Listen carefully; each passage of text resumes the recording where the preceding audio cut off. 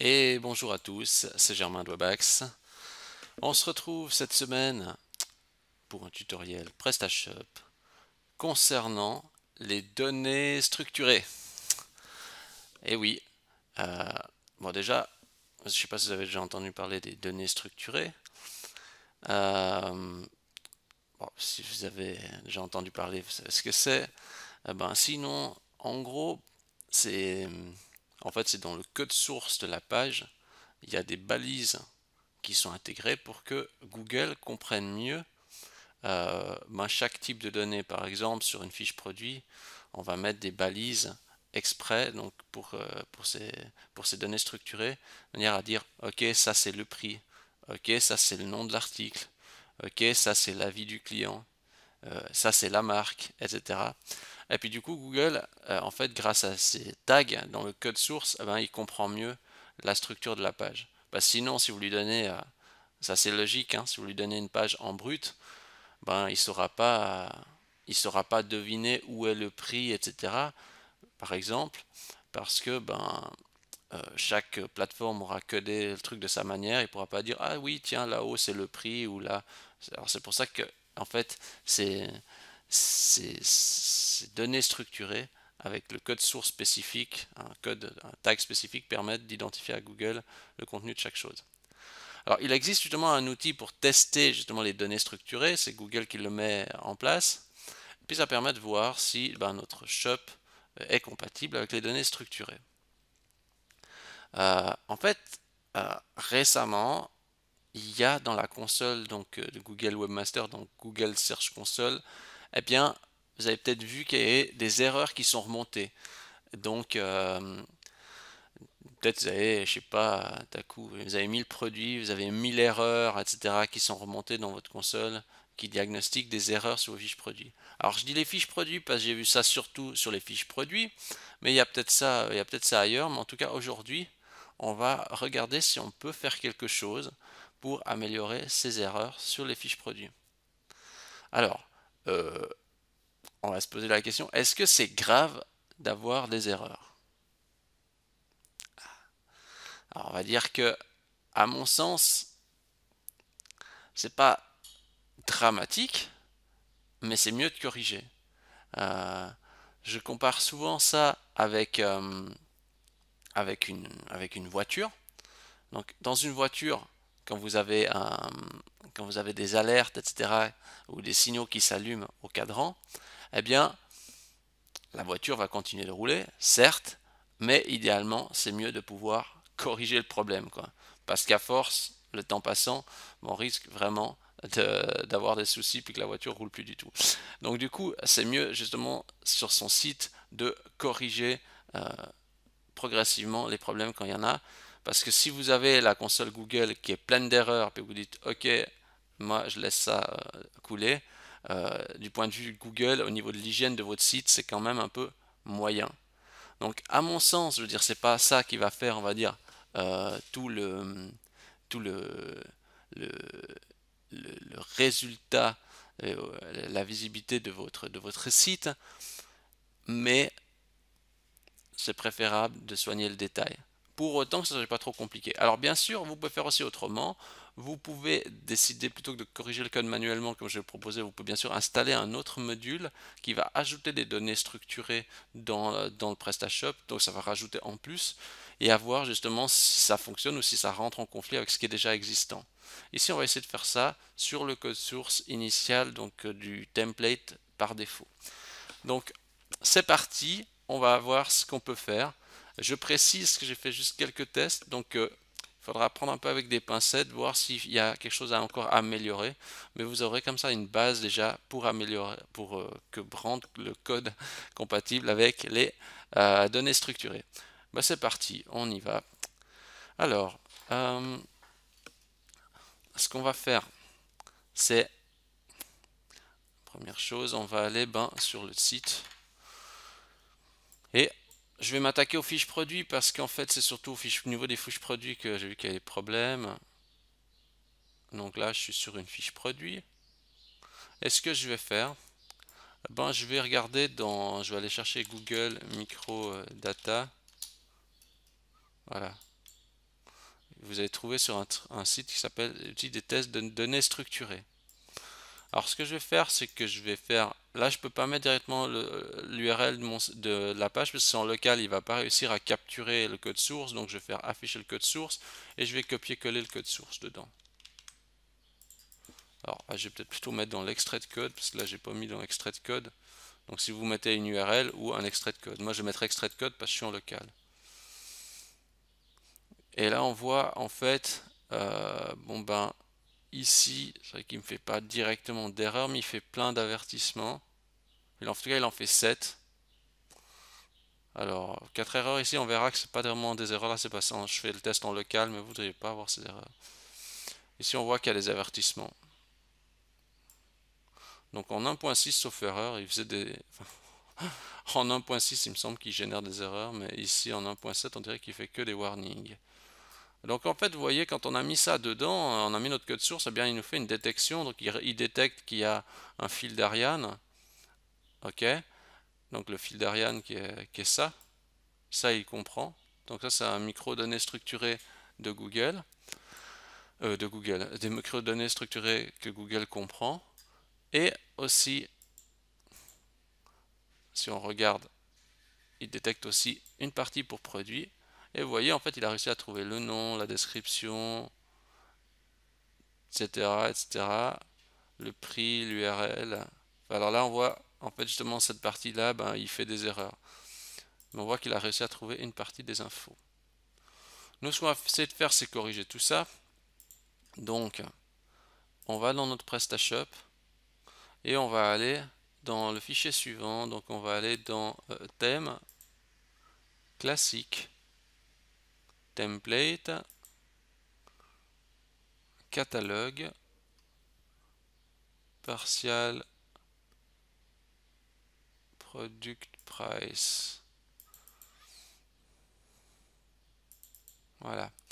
Alors je sais pas si dans les anciennes versions de PrestaShop 1.7 il y a plein d'erreurs, parce que là je suis en 1.7.5.1, alors je sais pas si ils ont corrigé des trucs entre temps. En tout cas avec celle-ci il y a des warnings. Bon, il n'y a pas d'erreur critique on dirait, mais il y a des warnings alors. Euh, donc une fois qu'on est dans ce fichier, ce qu'on va faire c'est on va corriger certains trucs. En fait on va surtout rajouter du code. Donc je vous donne un fichier product price que j'ai expérimenté. Voilà. Donc j'ouvre mon fichier et en fait, vous voyez, en fait ici on a à un moment donné, ben, ici c'est ce qu'on a là, on a un schéma qui est défini là. On part sur la définition d'un schéma et donc moi ce que je fais c'est que ben, on va rajouter un petit bout de code à nous ici, comme ça. Voilà. Bon, je retire ces deux lignes parce que ces deux lignes c'est celles que j'ai déjà incluses en fait dedans, quoi. J'ai juste fait un bloc comme ça pour que ça soit plus lisible, mais les deux lignes celles-là sont identiques donc je les enlève. Voilà. Donc je rajoute en fait les balises qui manquent en fait, c'est ça. Donc je rajoute un premier bloc ici et si je regarde après dans le code, je rajoute un autre bloc plus à la fin. Donc je rajoute ce bloc à la fin, je le mets un petit peu plus bas. Alors il faut essayer de mettre l'emplacement assez juste quand même. Donc si je regarde où est-ce que j'ai mis ça après le product unit price. Alors on regarde c'est par rapport à là, product unit price, et puis après il y a la diff qui se ferme. Donc j'ai ajouté ça là en fait. Voilà. Vous pourrez regarder mon fichier d'exemple et comparer avec votre code pour voir. Je mets ça, je sauve. Alors, je recharge ma page. Hein. Je fais afficher le code source de la page. Donc ça change rien à la page, il n'y a pas de nouvelles infos. C'est normal, c'est des données structurées, donc les données structurées sont cachées. Je viendrai tout à l'heure un petit peu sur le code. Je refais un copier-coller de mon code source et je valide pour voir qu'est-ce que ça donne. Alors, maintenant, si on regarde bien, ben, il n'y a plus qu'un seul avertissement. Mais l'avertissement qui est là, c'est normal parce qu'en fait, c'est parce que mon URL est local en fait. Si je mets juste webax.ch par exemple, hop, vous voyez, il n'y a plus en fait d'avertissement.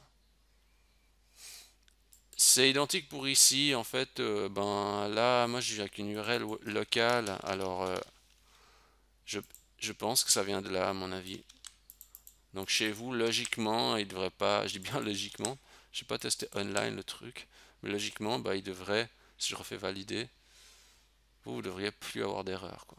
Après, ça va dépendre peut-être de votre thème, de ce que vous avez mis, mais on dirait qu'avec ça, ça a l'air de fonctionner. Alors, qu'est-ce qu'on voit, qu'est-ce que j'ai fait là-dedans aussi, c'est que, ben, pour plus hard warning, j'ai quand même fait quelques manipulations dans le code. Vous voyez ici, j'ai mis une notation. Alors, pour Power Warning, j'ai mis entre guillemets une fausse notation. C'est-à-dire j'ai intégré une notation. euh, je dis qu'en fait il y a. Alors, ici, si on regarde. Donc là, je dis que la notation va de 1 à 5. Et puis que la notation est de 5. Je crois que c'est ça que j'ai mis. Ou bien c'est ici. On va regarder dans le code. Vous voyez ici en fait, si on regarde. Alors vous voyez en fait j'ai une notation justement là. Ça c'est le système des notations. Alors j'ai mis qu'il y a une notation à 5. C'est ça que j'ai dit. Et j'ai masqué le truc parce que je veux pas que ça s'affiche en fait sur la page. Donc après ça c'est à voir. Vous n'êtes pas obligé de laisser ce code, hein. Moi j'ai voulu mettre ça pour avoir zéro warning, hein. Mais si vous préférez pas mettre une fausse notation, bah vous pouvez laisser, enfin vous pouvez enlever ce code. Moi j'ai mis ça quand même. J'ai dit ouais je mets quand même. Comme ça j'ai zéro warning et puis voilà. J'ai rajouté aussi la marque. Donc en fait, je dis si la marque existe, eh ben, je fais afficher le nom de la marque. Sinon, bah, je fais afficher le nom du shop. Alors, c'est pas forcément 100% juste de faire afficher le nom du shop, mais comme ça, j'ai pas le nom de marque vide. Je fais afficher une fois aussi l'image, donc enfin le lien de l'image, le SKU, donc je suis plus en tête exactement la correspondance du SKU, je sais plus à quoi exactement ça correspond, SKU. Ouais, c'est une unité de gestion de stock. Bon, moi j'ai fait simple, hein, je me suis pas embêté. J'ai dit, allez, je mets le product ID là-dedans. Le MPN, j'ai dit, je mets le product référence. Et puis après, on a quoi? On a un review avec ben, le nom de l'auteur. Donc, qui c'est qui a laissé la note? Ben, j'ai dit que c'était le nom du magasin qui avait laissé une note. La date de publication, ben, je dis que c'est la date du jour. Alors, franchement, c'est à voir, hein, c'est à voir. Euh, Moi, j'ai fait ça. Je regarde juste ce que j'ai dit. Mais je crois qu'en fait la partie avis c'est celle-ci plutôt. D'ailleurs si j'enlève le display none que j'ai mis là, vous voyez vous voyez la note qui apparaît. Ça c'est la notation client. Mais je la mets pas quoi. Je la mets pour satisfaire Google mais je la masque.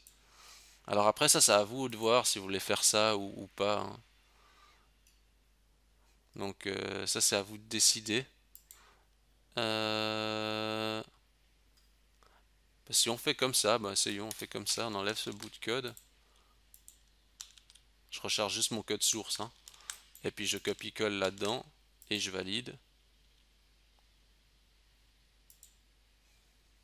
Voilà, il dit c'est préférable de remplir le champ review. Vous voyez, il n'y a pas de champ review, quoi. Donc c'est pour ça que voilà, c'est pour ça que moi je l'ai mis. J'ai mis tout ça pour satisfaire le warning Google, quoi.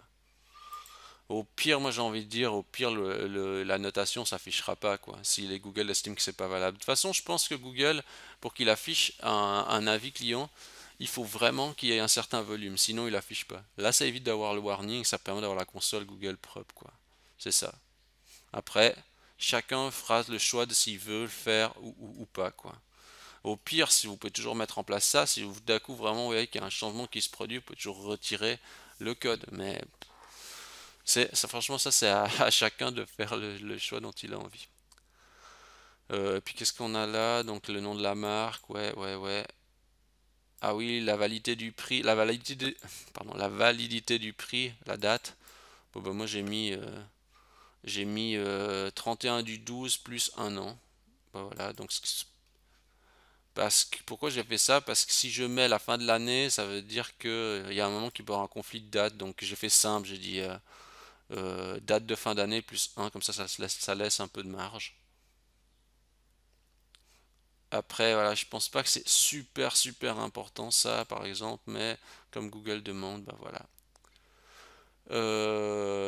Voilà, bon bah là je refais pas la correction parce que là ça c'est le warning, là c'est à cause du local, enfin un local, puis là aussi c'est les 4 erreurs sur le local, mais comme je vous ai dit tout à l'heure, si vous le faites vous, eh ben en online normalement ça devrait corriger le problème.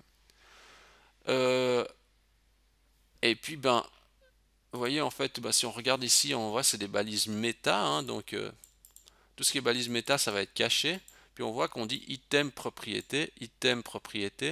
Donc vous voyez, c'est ce que je reviens à dire avant, c'est on tag des codes spéciaux.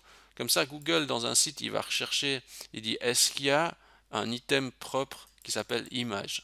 Si oui, alors ah ok, je comprends une partie de la donnée structurée. Est-ce qu'il y a un item propriété qui s'appelle disponibilité du produit? Ah si, il y a, alors je peux comprendre. Du coup, en fait, on aide à Google à comprendre. C'est ça. Grâce à ça, Google comprend mieux le site. Il arrive à uniformiser. Et s'il va sur un autre site et qu'il retrouve aussi, ben, justement, price, validity, utile, eh ben, il arrive à comprendre qu'est-ce que c'est. Parce que sinon, s'il n'y a rien de tout ça, vous voyez, moi, si je dis, si j'ai juste, par exemple, je sais pas, euh, comme ça, un code, ben, comme ça, d'un montant, bah, Google, dans tout le code, il n'arrive pas à dire ça c'est le prix. Par contre, quand on dit comme ça, on définit comme ça la valeur, et puis on dit content égal, bah là il est capable de comprendre, parce qu'il cherche juste ce que c'est item propre, et puis il trouve la valeur qui correspond. Donc c'est un petit peu ça le principe, quoi. Donc voilà, alors pour les autres pages, j'ai pas regardé, pour les catégories et tout, j'ai surtout vu que c'était dans les fiches produits que ça ressortait le warning, et que la console Google remontait surtout ça au niveau des fiches produits. Donc à voir. À voir. Essayez déjà d'appliquer ce patch, cette méthode, et voir si déjà ça améliore du côté de la console Google. Voilà. Bon, bah, je crois que tout est dit. Si vous avez aimé la vidéo, bah, je vous invite à liker la vidéo. Vous pouvez bien sûr commenter aussi sur YouTube ou sur mon blog. Les fichiers sources sont disponibles sur le blog. Le lien est dans la description. Vous pouvez me rejoindre aussi sur Instagram, Webax, WEBBAX underscore CH. Chaque jour, il y a une publication sympa. Et ça me fait super plaisir si vous pouvez bien sûr me donner une notation de 5 étoiles dans Google. Vous cherchez Webax dans Google et vous mettez 5 étoiles. Ça m'aide vraiment à conserver de la visibilité. Alors c'est super. Sur ce, je vous dis bonne optimisation à tous et à la semaine prochaine. Merci.